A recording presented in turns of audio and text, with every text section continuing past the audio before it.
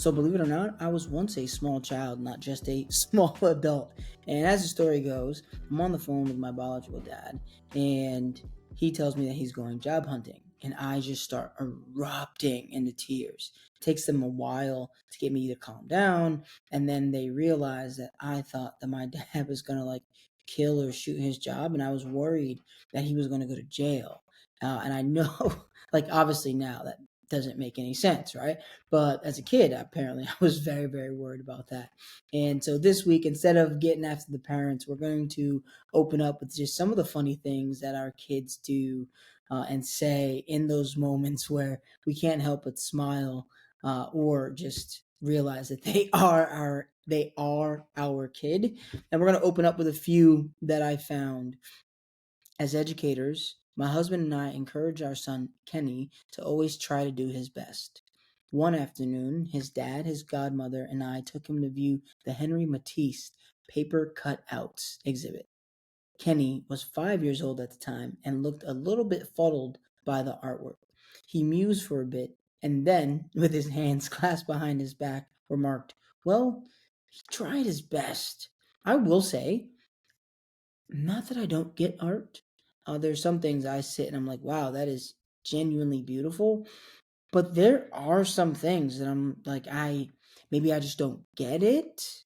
And it could have been done by a kid. Now, I'm assuming at the highest levels of art. Apparently not, right? Apparently, these are artists with meanings of things that I just don't understand. And I get that. But my man Kenny is not too far off with that statement. Just saying.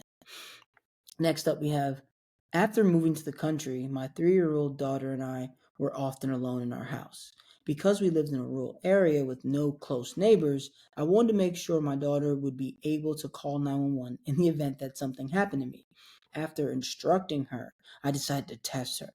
Okay, what would you do if you found me on the floor and you couldn't wake me up?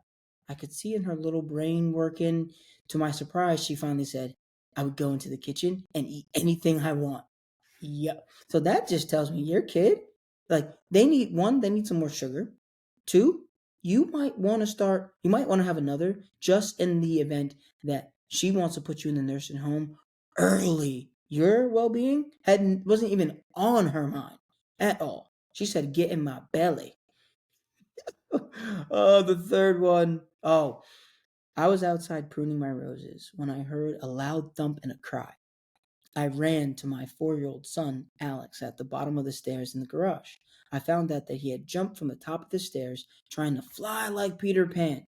After a long talk about reality versus make believe, I walked away feeling I had gotten my point across. That was until I heard my son whisper, "Must have not had enough pixie dust." Yo, so kids really have no thought process as to pain. Apparently, I used to do this as well. Like, I'd be on the top step and just jump into my mom's arms. Like, didn't care, just was like, oh, she'll catch me. Of course she will. She's my mom. And my man, he just needs a little pixie dust. Where's Tinkerbell when you need her? Come on, Tink. Poor little Tink Tink. But we're going to get into the podcast now, if that's okay. Hopefully, you got a chuckle at the very least. But welcome to the Wake Up Warrior podcast. I'm still your guy, Joe, and the Wake Up Warrior podcast is a place where hopefully parents can learn, grow, maybe think a little bit differently, all those type of things.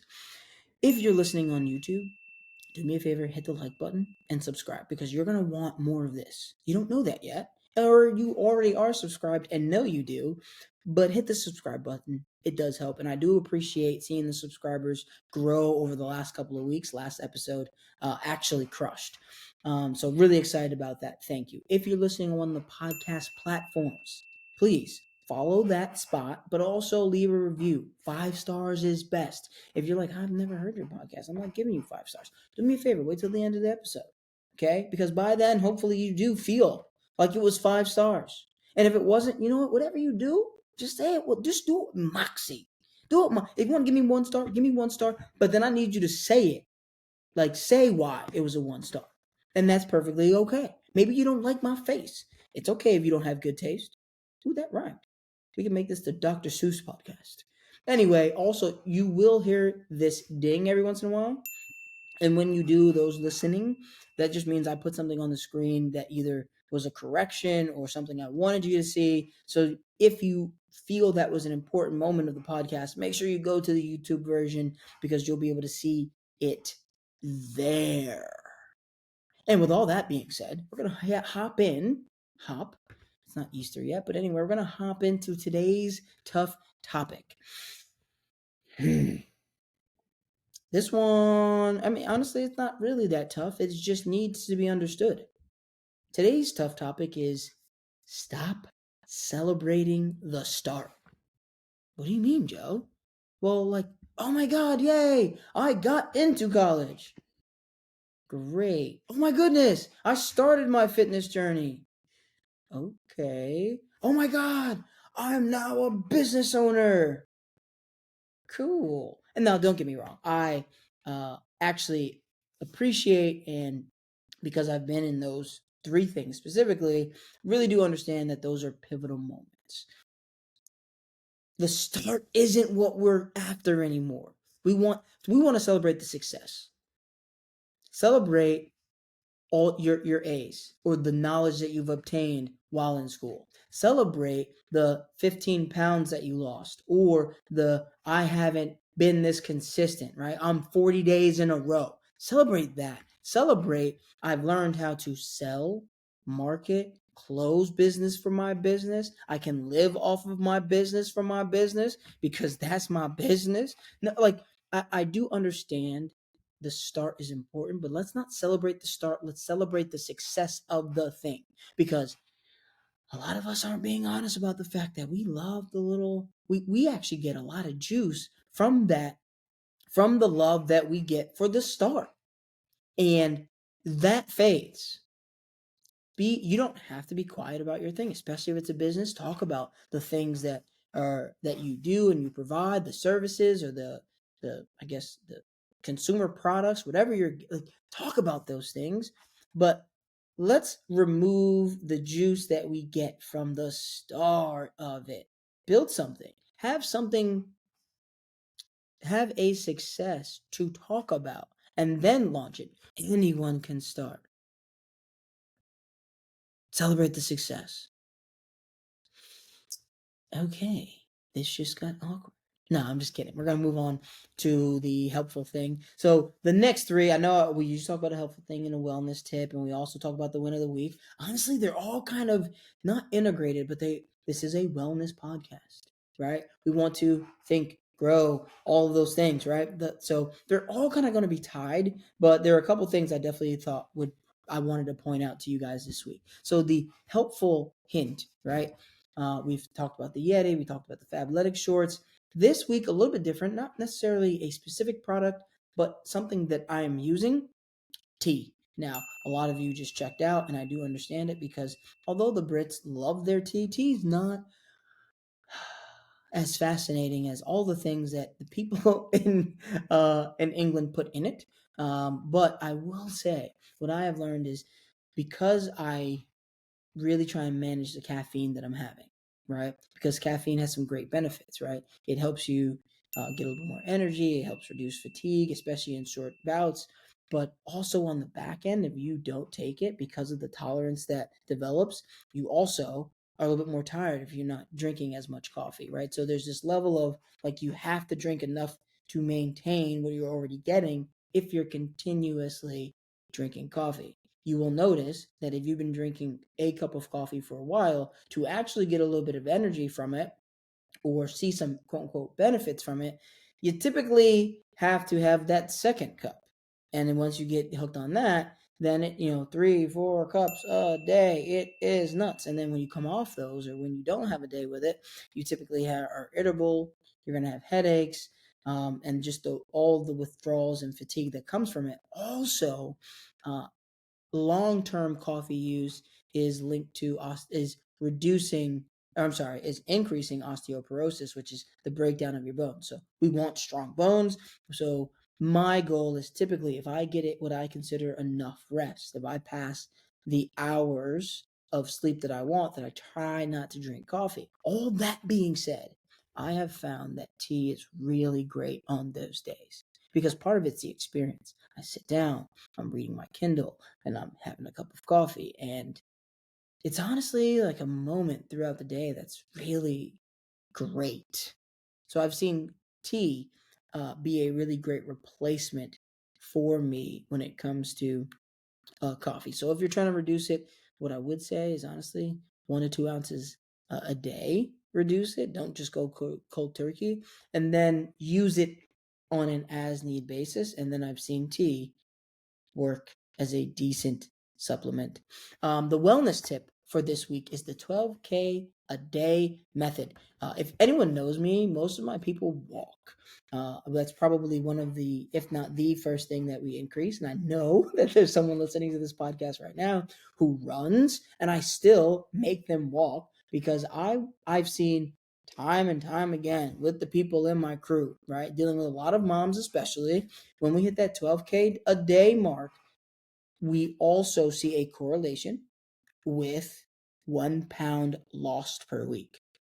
Now, obviously, things like water and things like food are in consideration. But when all of those things are even, high correlation between 12K a day and 1 pound a week.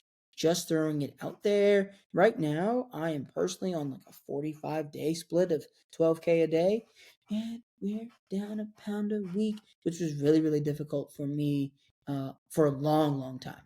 And then the win of the week, I'm gonna read this bad boy because I really appreciated one of the people checking in. So this is a mom of 2 boys who moms by herself, and one of the things that my crew does and does pretty consistently is we integrate fitness into our lives. And there was a light bulb that went off, and I want to share this win.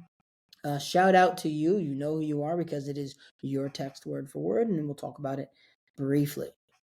I'm two different people with the boys and with myself, but I've been trying to blend the two more, and it's feeling good. For example, acquiescing easily to their fun things, painting rocks and playing at the playground, and feeling like there's no time to enjoy my fun things. I think starting with your idea of rotating my evening time, run, then play every other, turned into them realizing my fun things are fun for them too. Running to the gym and rollerblading. It's so simple, but really is making every single day a building day with them that's truly priceless, Joe. Thank you is an understatement. So, to give you a quick recap, this was someone who didn't have time to work out. And so, what I suggested is, well, like your kids can work out with you even if they don't know it. So, they want to ride their bike, you run.